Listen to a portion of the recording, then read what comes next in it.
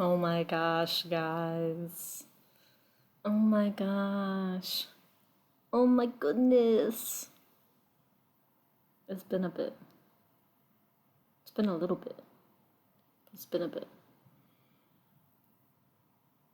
I have not made a video on this channel in some time. Wow.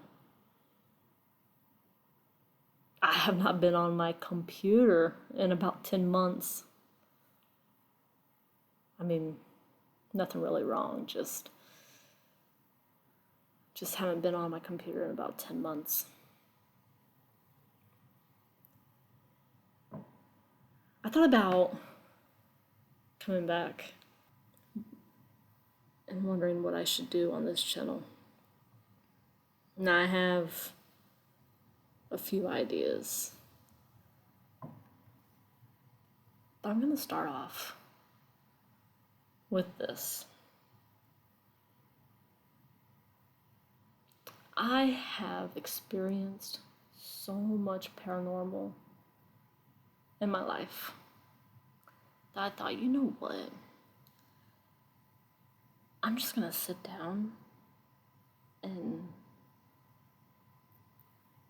tell you guys my paranormal story of all the experiences that I've ever had. Now, there may be some that I will probably forget to mention. I will try to mention everything that I can, everything that I remember.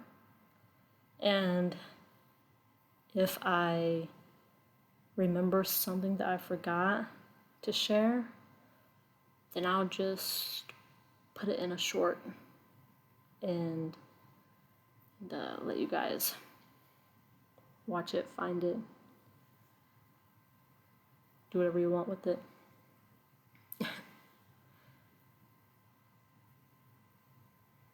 So I'm gonna take you back to 1999, 1998, 1999. I was about 11, 12 years old. And this was my very first paranormal experience that I ever had.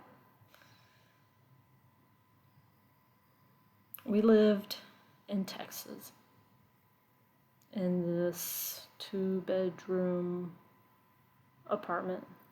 It was me, my mom, my oldest sister, my other sister who was the third oldest, and my niece who was about 1 or 2 at the time.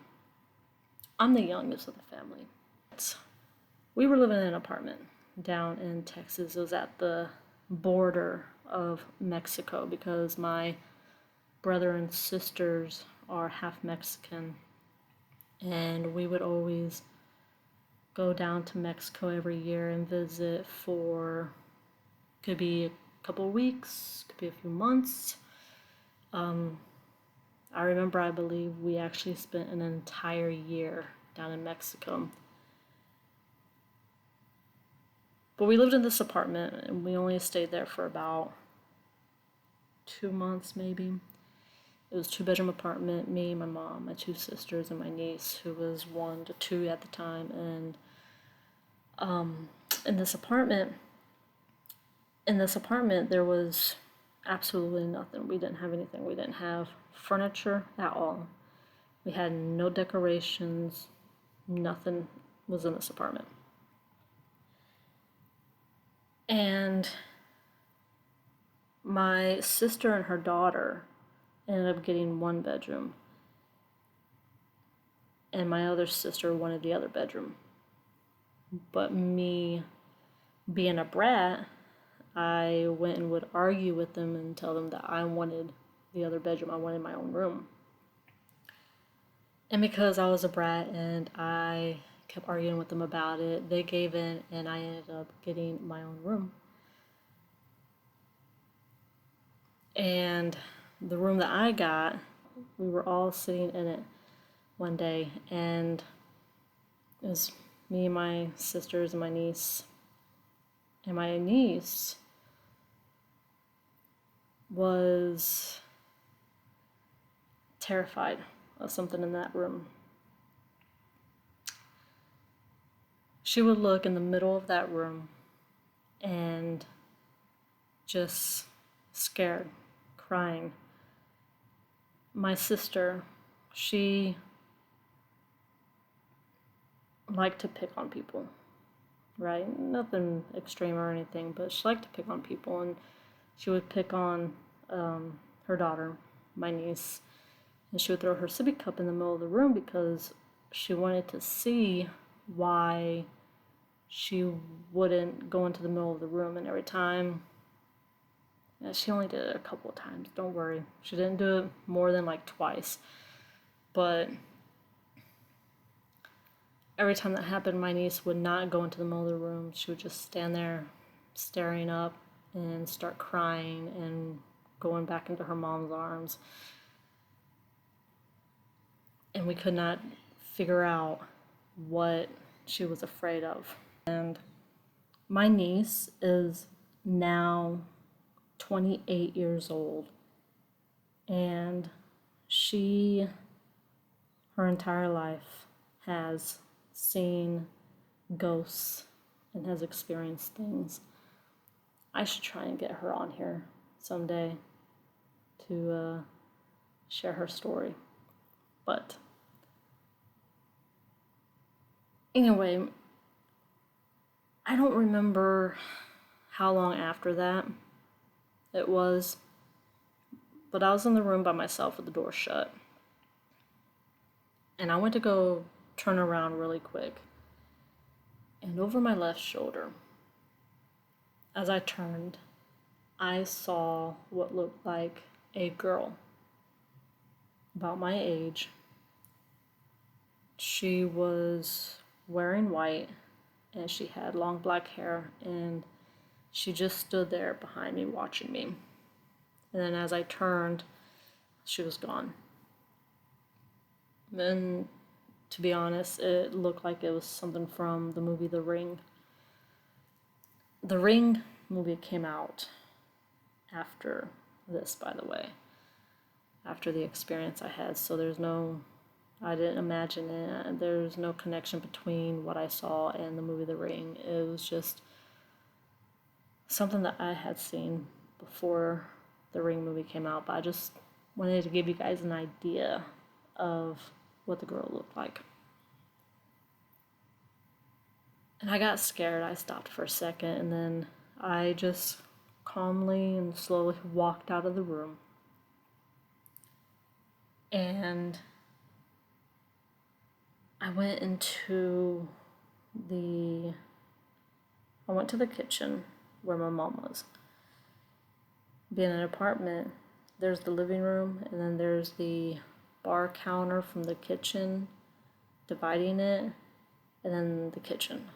So I went to the living room and I sat at the bar, and my mom was in there cooking, and she had told me that she saw a little girl standing next to her, watching her cook.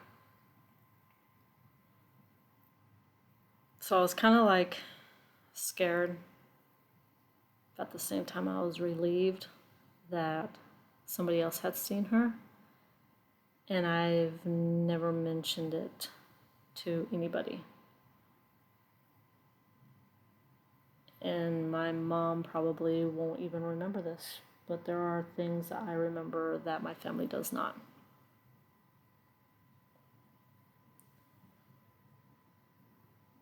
A couple nights later, maybe a night or 3 later, I'm not sure, but it was around the same time, I decided to, maybe it was that night, I'm not sure, but it was after seeing her, I decided to sleep in the living room with my mom. And like I mentioned, we had no furniture, decorations, nothing. I decided to sleep in the living room with my mom on the floor, and I felt this slap on my forehead. And I felt this slap on my forehead that woke me up. I looked around. I didn't see anybody. I thought maybe it was my sisters. Nobody was around, you know. If somebody was there, we were staying on the second floor. If somebody, you know, slapped my forehead and then quickly walked away or ran away or went to go hide, you'd be able to feel and hear the floor. But that slap on the forehead ended up waking me up. I looked around, I didn't see anybody. I ended up scooting so close and tight to my mom, who was still sound asleep, snoring. And I ended up pulling the blankets over my head. That was the very first paranormal experience that I had ever had.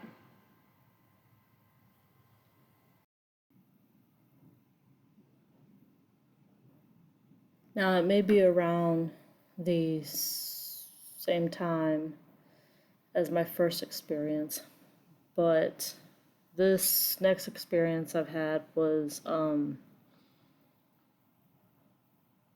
in Mexico. I was around the same age, and everybody was getting ready for a quinceañera, which is in Mexico is a girl's sweet 15 birthday party, similar to a girl's sweet 16, but they celebrate it at 15. So I don't know if it was when everybody was getting ready for a quinceañera or if it was a wedding. But everybody was getting ready for something, and there was nobody in the house. And I can still remember the layout of the house. You walk through the door, and the kitchen, dining room, and living room is just all an open area. The floor is cemented. The screen door is, if I remember correctly, it was a teal color. You open it up and it just snaps right shut again. But I walk into the house and there's nobody inside the house. And I can hear what sounds like somebody wearing sandals just walking across the cement floor. They're not picking up their feet, they're dragging their feet. And I turn around, there's nobody there. Like I said, nobody was inside the house. Everybody was outside. We were all getting ready for the party. And I just stopped, turned around, and seeing that there was nobody else in there with me, I ended up leaving and going back outside.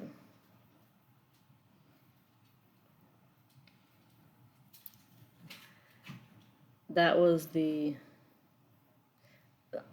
second experience I've had. I notice and realize that the experiences that I've had all started down south, Texas, Mexico.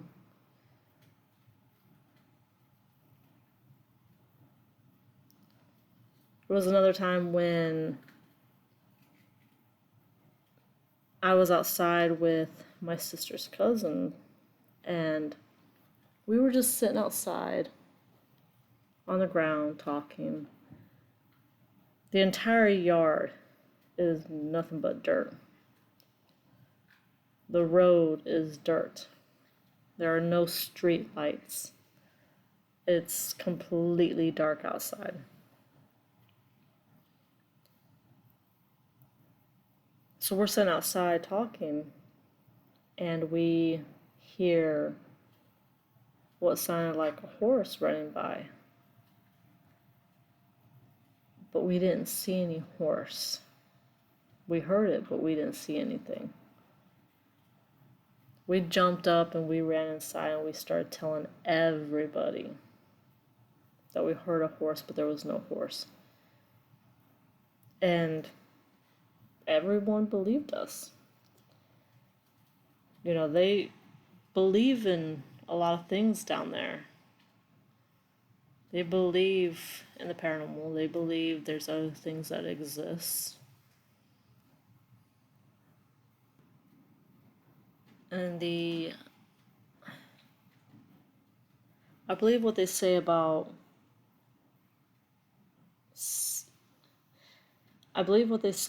hearing a horse but not seeing one is that it's the death carriage.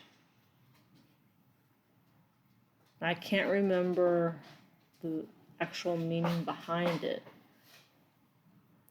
Someone that's dying and the carriage is on its way to go pick up their soul, or it's somebody that has already died and the carriage is taking them away. I mean, either way it works, right? But yeah, we heard the horse, but we didn't see it. Also in Mexico, there was a time when everybody was gathering outside and they were all looking up at the sky and pointing to the sky, and there was something up there floating. Some believed it to be a witch, and some believed it to be a UFO. Nobody really knew exactly what it was, but they all believed that it was either a witch or a UFO. And another time was when my sister and her best friend went to Mexico with us for a couple of weeks, and near our grandma's house there's a canal, and we've always gone up on the canal and walked and everything. My sister and her friend were walking on the canal, and they said that they saw a woman up there wearing white. It's always some woman wearing white in any paranormal story, right?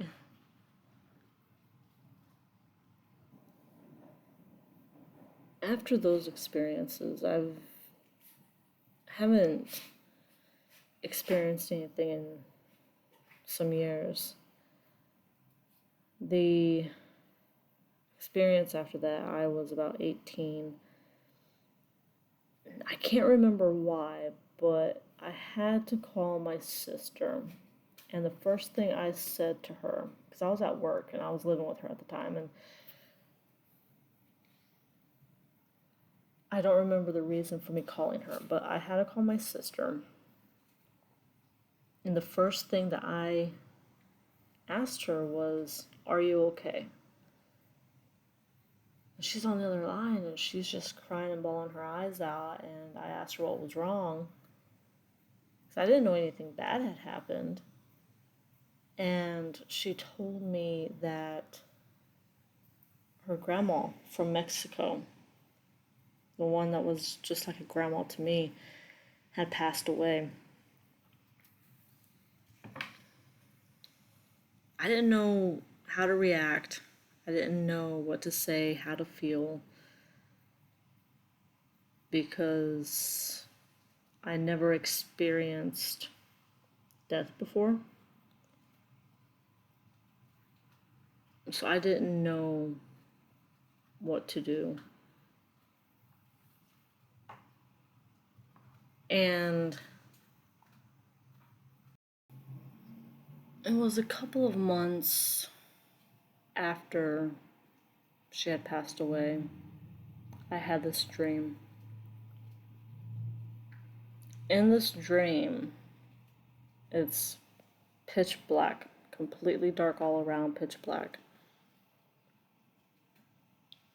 And it's like I'm looking through my eyes, but I know that I'm asleep.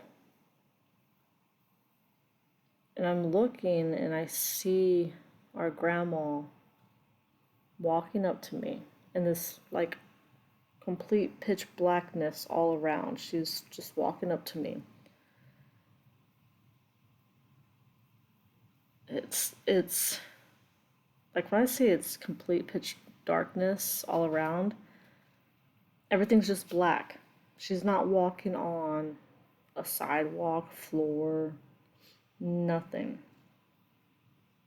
Like she's walking on blackness. Everything around her, surrounding her, is just all black. So she's walking up to me. And she bends down and leans in because, I'm asleep. And so it's like, somebody that's going to bed and you bend down and lean in to give them a kiss and tell them goodnight. It was like that. So she bends down and she leans in and she tells me goodbye. She stands up, turns around, and she walks away and she fades into the darkness. And then I woke up.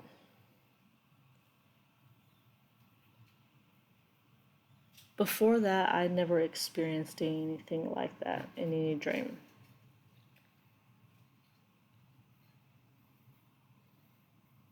And then after that, there were 2 other times when I experienced something similar to those. My cousin, when we were 4 years old, my cousin was 2 months older than I was. We were both 4. She ended up passing away. And I experienced the same kind of dream, except it was like a piece of wood with her name burnt, carved into the wood. And it's just like it's zoning out into the darkness and fading. I mean, my cousin and I were only 4 years old. I don't remember anything about her, with her, nothing. So it's strange that I would have a dream like that of her name, you know? And there was most recently, earlier this year, I had a dream where I had a similar experience as to my grandma. I was asleep, and in this dream, everything was just pitch black, complete darkness all around. There was nothing but darkness. And the person that I am in love with, she stood there and she looked at me and she said my name, and then she said, "I love you." And then I woke up and I felt like that was a message. Those are the only 3 dreams in my entire life that were similar. So to me, it makes me feel like it's a visitation. Makes me feel like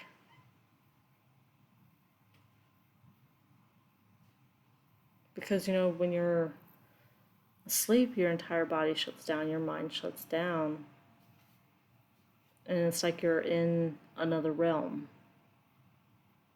When you're asleep, you go into another realm. Not always, but there are possibilities of doing so. And I believe that that's what was happening in those dreams. Taking it back really quick, when I was about 14, 15 years old. We lived up in Michigan in this trailer park, and it was the longest place that I had ever lived in my childhood. We lived there for 4 years. Our trailer was right there, the very first one in the entrance of the trailer park. My mom and I went to go get Dairy Queen for dinner, and on our way back, my mom's a very careful driver. She's always been very careful and paid attention while driving. So on our way back home, we have the food with us, and on my lap I have strawberry milkshakes. And we stopped.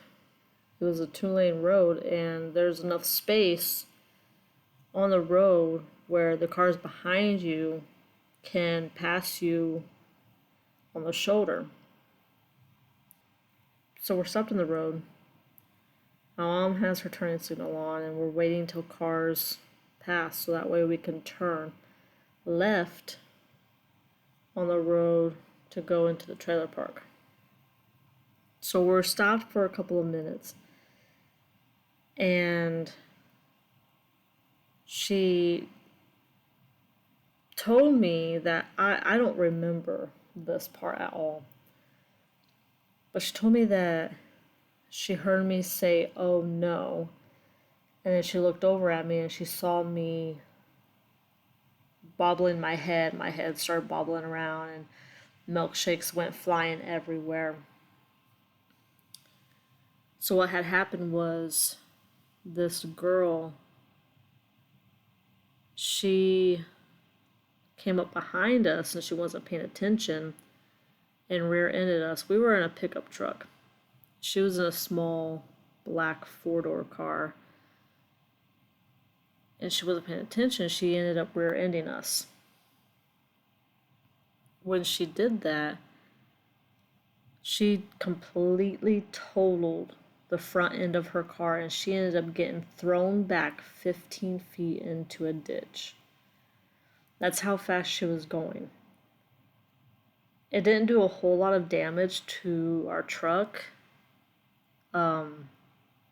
It did mess up the back end though, where the tailgate couldn't come down, and part of the truck ended up folding up underneath the tire, puncturing the tire. When that happened, I remember having an out-of-body experience, and it was the most amazing free feeling that I have ever experienced. I remember that I was floating up to the sky, and I'm looking down and I can see everything down below. And I see my mom out of the truck bent down looking at where we had gotten hit at. And just this feeling of me floating up to the sky, having this out-of-body experience, I felt safe. I felt so much lighter. I felt free, and I felt comfort. And then it's like I got pushed back into my body. And I'm jumping out of the pickup truck, grabbing my neck, I'm crying. And I'm the only one, for some reason, I don't know why, but I was the only one that was actually hurt. Because she rear-ended us on my side, and we didn't have any airbags in the truck. She had airbags in her car, but I get out of the truck, I'm crying, I'm grabbing my neck, and my brother, because we lived right there at the entrance, my brother heard everything, and he comes running out of the trailer and checking on us, and he ends up walking me over to the grass and lays me down on the ground, and paramedics come and everything, and we got into the ambulance, and the girl and her parents are coming over to check on me and stuff, and they asked her if she needed anybody to take a look at her daughter, and she said no, that they were going to go to their own, their own doctor to get checked out. But that out-of-body experience, I would love to experience that again. That was the most felt good thing that I had ever felt. You're having that. It was like your soul was just floating up to the sky and you just felt so light. And then somebody up there, for whatever reason, ended up pushing me back into my body.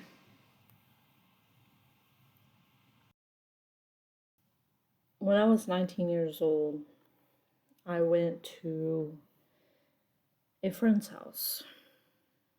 We used to work together. And she was telling me some stories about her house, and she told me about this one time when her basement door would open on its own. The basement door was right off of the kitchen because it was a really old house. And the basement door was right off the kitchen, and there were a couple times when she actually seen it open on its own. So we got to talking and everything, and I decided to take my camcorder to her house, and I put it in the basement. I should have put it. This was when I was really getting into the paranormal, and I didn't really think about it. I should have placed the camcorder facing the basement door, but instead I had put it in the basement,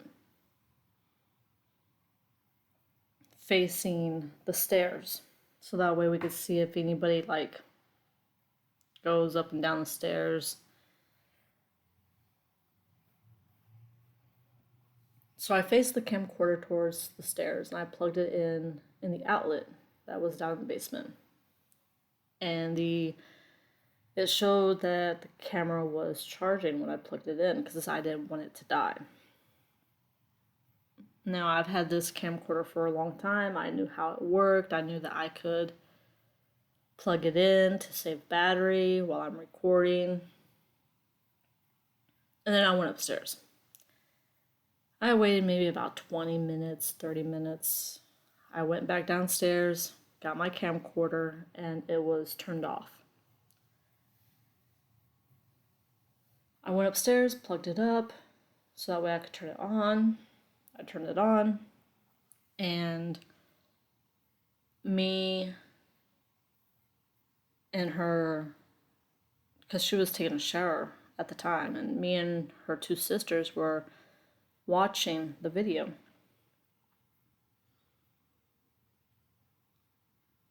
Well, the camcorder had slightly moved, and then it turned off. I had it pointed towards the stairs.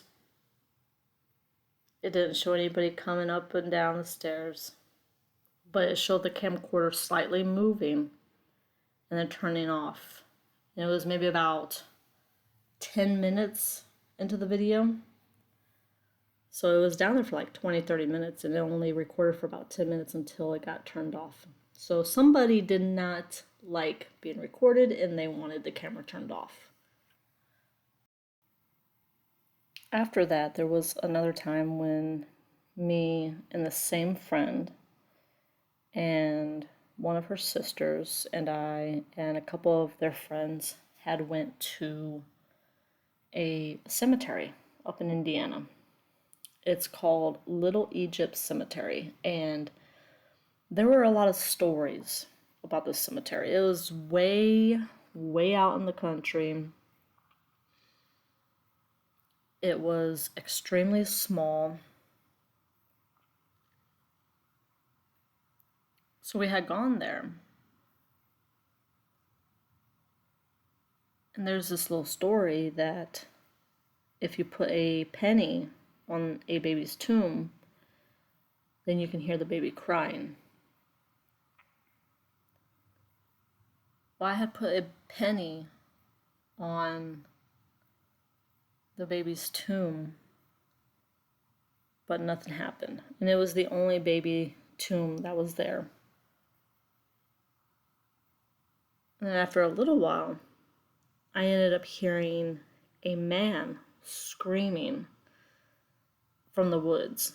These woods were like far into the distance, nowhere near the cemetery. And I heard a man screaming in the woods. I went to my friend. I asked her if she had heard it. She told me that she didn't hear anything. Nobody heard anything. We were all like, separated, doing our own little thing, walking around, looking at stuff. And nobody reacted to it. Nobody said anything.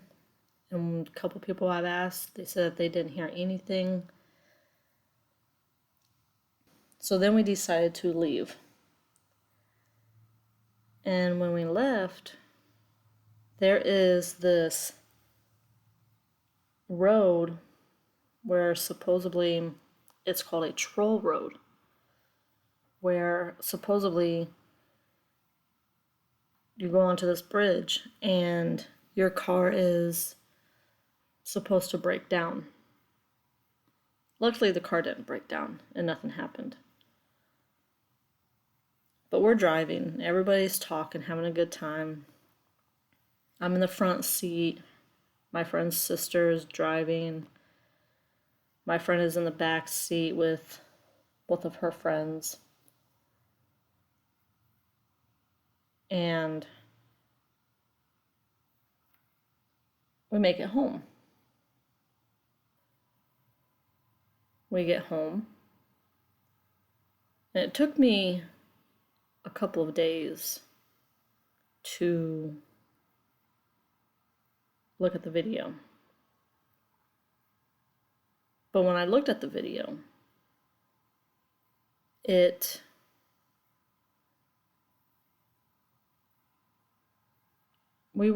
showed us, it was pitch black, so you couldn't see anything. But at the part where we were driving home and everybody was talking, having a good time and everything, you could hear my friend talking, and then you can hear her friend talking, and then right exactly after her friend talks, there is this robotic, evil growl.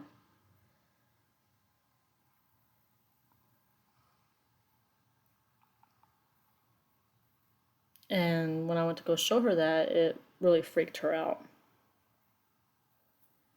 The next night after the cemetery, I was getting ready to leave for work because I had worked third shift.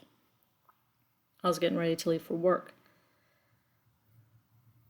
I go out the back door and I start walking to my car in the driveway.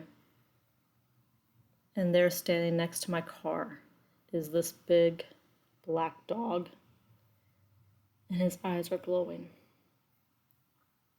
I just stopped. I kept my eyes on it, and I slowly backed up onto the porch, and then I ran inside the house. I didn't care if I was going to be late for work. I stayed inside for about 10 minutes just to be safe. I went back out on the porch, looked around, and I didn't see anything. So I got in my car and I drove away and I went to work.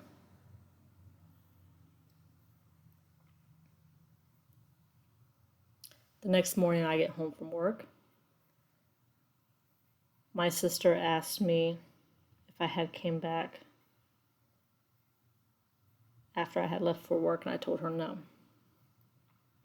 She told me that on that same door that I walked out of, she told me a few minutes later there were 3 knocks on that door.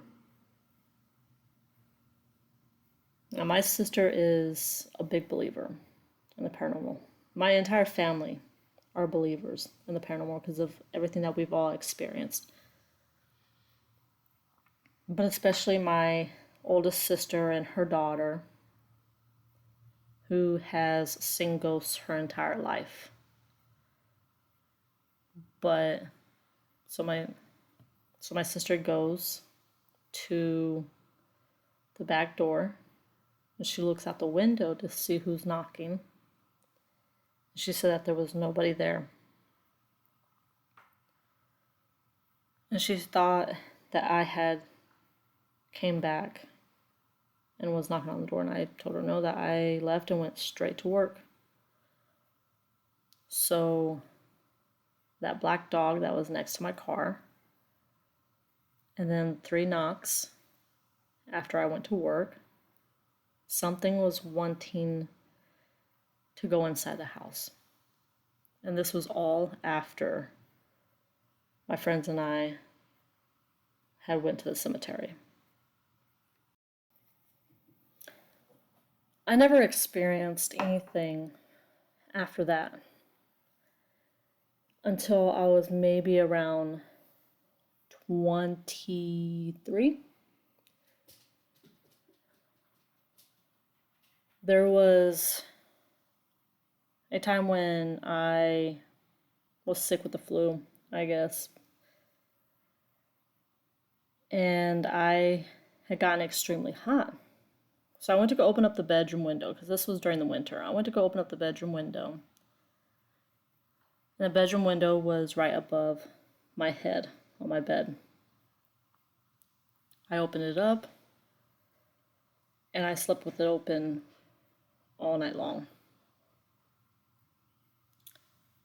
I woke up the next morning feeling extremely sick, extremely nauseous.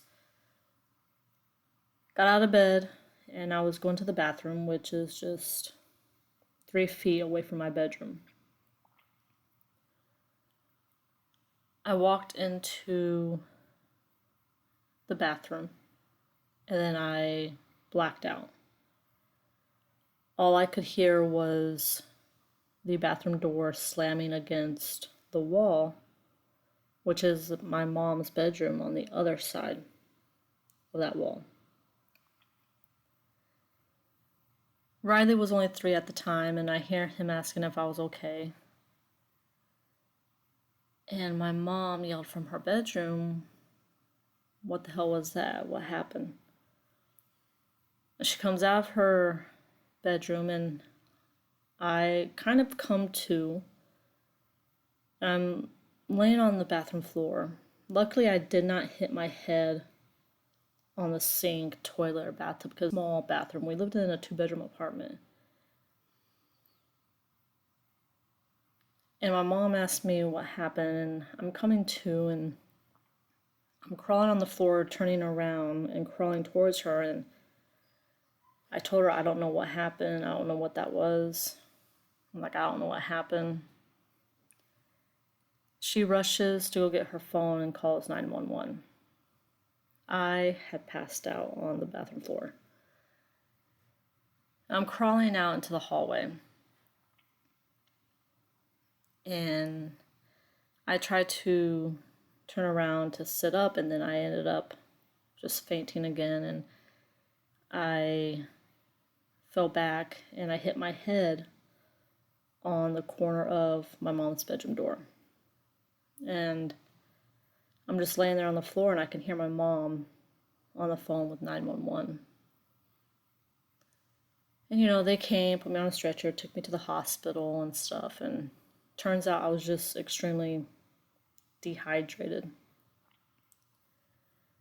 Then the next day I had to go see my primary doctor to talk to him about everything, and he ended up putting me on bed rest for a week. So I was not able to do or go anywhere for a week. Turns out that the paramedics asked me if I had hit my head. And at the time, I was kind of half awake, so I was like, I don't know if I hit my head or not. But turned out that I had hit my head pretty hard. When I hit my head on the corner of my mom's bedroom door, I didn't realize how hard I had hit it, but I hit it pretty hard. Because while on bed rest, I was taking some selfies of myself, and one side of my head was very swollen. My face was very swollen. My eyes and mouth were stretched. So I hit my head pretty good. And I guess that's why half of that side of the face is a little smaller than the other side. But during that time, I can't remember if it was before I passed out and hit my head or if it was during my bed rest. I ended up hearing whispers.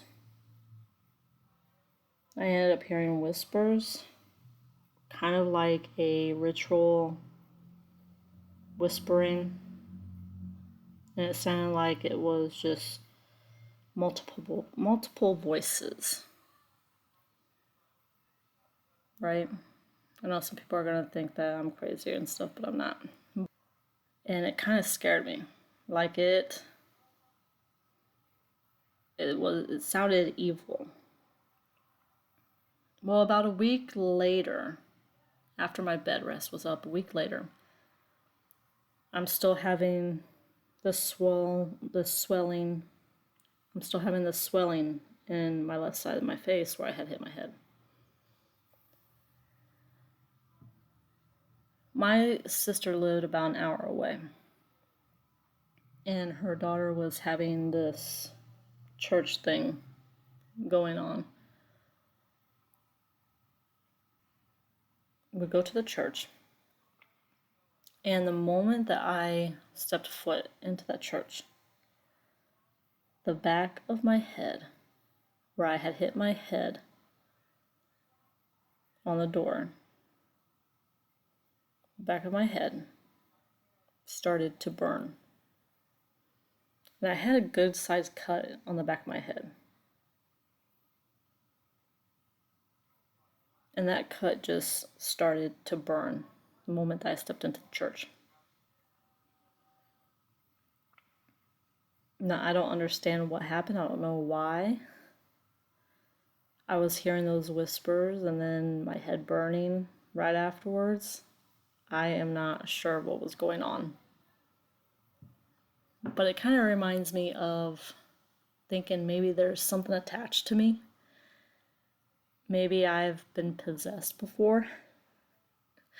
But it took me back to remind me that when Riley was about 6 months old, we were visiting my sister's house and my mom had him on her lap in the bedroom, and I walked into the bedroom and it was strange because I felt the features on my face change.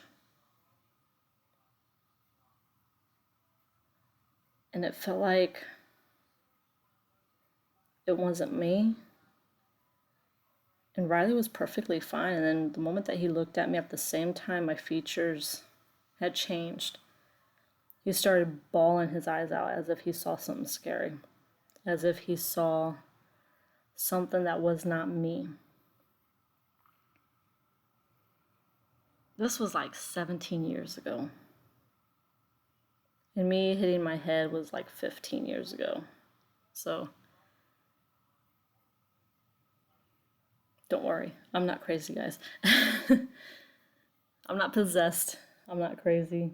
It's been some time, so you know, everything's good. I'm good, okay? With whispering around the same time of hitting my head and the features, feeling the features on my face change and Riley being terrified and bawling his eyes out. I have never experienced anything like that again in my life. Those were only one time things that had ever happened. One time experiences that had ever happened. So it's not me, it's something that was attached to me.